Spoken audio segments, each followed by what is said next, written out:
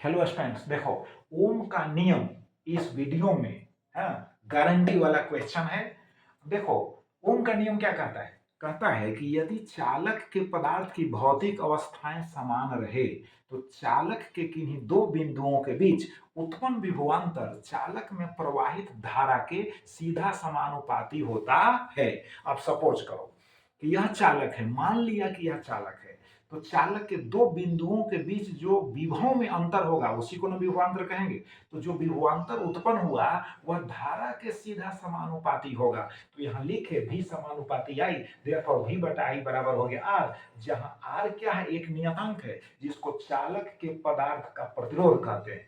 अब भी का मात्रक होगा वोल्ट, यानी इंग्लिश में वोल्ट भी से लिखते हैं तो वोल्ट पढ़ते हैं, लेकिन ऐसे उच्चारण वोल्ट होना चाहिए। बात समझ गए? तो यहां लिखे हैं वोल्ट।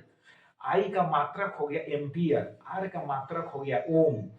भी एवं आई के बीच आलेख जो है सरल रेखा प्राप्त होती है कब? जब भी को वाई अक्ष पर रखते हैं, आई को एक्स अक्ष पर रखते हैं, तो दोनों के बीच जो आलेख है ना, सरल रेखा प्राप्त होती है। सरल रेखा का प्राप्त होना यह साबित करता है कि ओम का नियम सत्य है। अब इसके साथ हम कुछ और भी आलेख भी आई के बीच ही बनाए हैं और समझाने जा रहे हैं, जो प्रतियोगी परीक्षा यानी नीट एवं जेई में पूछे जाते हैं। तो देखो भी को रखे y अक्ष पर, i को रखे x अक्ष पर, तो यहाँ पर इसके पैरेलल यहाँ एक लाइन खींचे और फिर इसके पैरेलल खींचे तो एक ट्रायंगल बन गया। ट्रायंगल बन गया जिसको हम हिंदी में त्रिभुज कहते हैं यार। अब त्रिभुज कहते हैं तो यहाँ कोण जो है थीटा लिए हैं, तो tan थीटा जब हम निकालेंगे तो भी बटा आई होगा, क्योंकि लंब बटा आधार, लंब अब बटा आधार इस त्रिभुज में, तो भी बटा आई। अब भी बटा आई बराबर अभी में पढ़ा आर होगा, तो भी बटा आई बराबर हो गया आर, यानी tan theta is equal to हो गया आर। अब देखो tan थीटा को क्या कहेंगे? इस ग्राफ का, इस आलेख का ढाल कहेंगे, ढाल। इंग्लिश में स्लोप बोलते हैं। ऐसे भी ढाल तो समझते हो, ढाल ढाल हुआ, समझते हो कि नहीं? तो tan थीटा को हम कहेंगे भी आई ग्राफ का ढाल यानी स्लोप।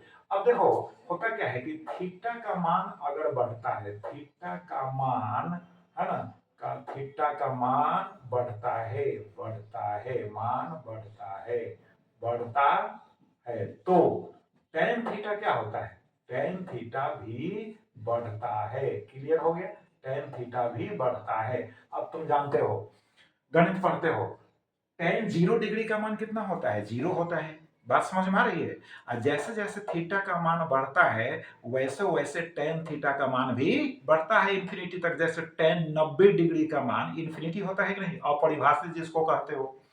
तो tan थीटा का मान बढ़ता है, tan थीटा का मान बढ़ने से प्रतिरोध जो होगा बढ़ेगा। देखो tan थीटा बराबर आर है, इसका मतलब है कि tan थीटा बढ़ेगा है ना, तो आर का मान भी बढ़ेगा, प्रतिरोध भी बढ़ेगा, याद रखना। अब यहां पर देखो जस्ट उसका उल्टा, अब हम y अक्ष पर i को रखें, x अक्ष पर v को रखें, है ना, ग्राफ फिर उसी तरह का मिलेगा। तो यहाँ पर ट्रायंगल में यानी त्रिभुज में tan थीटा निकालेंगे तो i बटा v मिलेगा, लंब बटा आधार। तो i बटा v का मतलब क्या हुआ? 1/r, 1/r हो गया। अब समझ गया कि नहीं? 1/r, तो जस्ट उसका उल्टा हो जाएगा कि नहीं? 1/r, और वहां कहा r है। क्लियर? अब देखो, अब यहाँ पर हम दो आलेख खींचे हैं, है ना, एक ही ग्राफ पेपर पर। अब देख लो, यहाँ पर तापक्रम क्या है? T1, तो प्रतिरोध क्या है? R1। यहाँ पर तापक्रम क्या है? T2, प्रतिरोध क्या है? R2। यहाँ भी आई ग्राफ है, देख लो, y अक्ष पर भी, x अक्ष पर रखा हुआ है i को, तो भी आई ग्राफ है। अलग अलग तापक्रम पर अलग अलग प्रतिरोध है। एक बात और समझ लो, प्रतिरोध बढ़ने से जो होता है धातु का यानी चालक का, है ना, सॉरी, तापक्रम बढ़ने से, प्रतिरोध नहीं, तापक्रम के बढ़ने से चालक यानी धातु का प्रतिरोध भी बढ़ता है। इस बात को याद रखना, यानी तापक्रम के बढ़ने से धातु का यानी चालक का प्रतिरोध भी बढ़ता है। क्लियर? तो देखो यहां पर जो है, अभी देखा भी आई ग्राफ है, तो भी आई ग्राफ में देखा tan थीटा बराबर आर, यानी tan थीटा बढ़ेगा तो आर भी बढ़ेगा। तो इसमें tan थीटा यहाँ tan थीटा, दोनों में इसका वैल्यू ज्यादा होगा, इस एंगल का वैल्यू जो होगा ज्यादा होगा, है ना, तो इसके करस्पॉन्डिंग, इसके संगत जो tan थीटा का मान होगा ज्यादा होगा। इसका मतलब है कि T2 का मान जो होगा T1 से ज्यादा होगा, तो T2 is greater than T1। T2 जब बड़ा हो गया T1 से तो R2 भी बड़ा होगा R1 से, यानी यह प्रतिरोध जो होगा इस तापक्रम के संगत जो प्रतिरोध होगा वह बड़ा होगा इस तापक्रम के संगत के प्रतिरोध से। लेकिन जस्ट इसका उल्टा मिलेगा इस आलेख में, यहाँ I रखे यहाँ V रखे और तापक्रम R2 तापक्रम R1 को ऐसे ही हम छोड़ दिए तो यहाँ पर उल्टा हो गया, यानी यहाँ पर देखो पहले T2 बड़ा T1 छोटा तो R2 बड़ा R1 छोटा, इसमें क्या हो जाएगा, इसमें हो जाएगा उल्टा, यानी यहाँ पर tan थीटा बराबर I बटा V बराबर 1/R होगा तो उल्टा हो गया, तो T2 छोटा हो जाएगा T1 से तो R2 भी हो जाएगा इसे छोटा।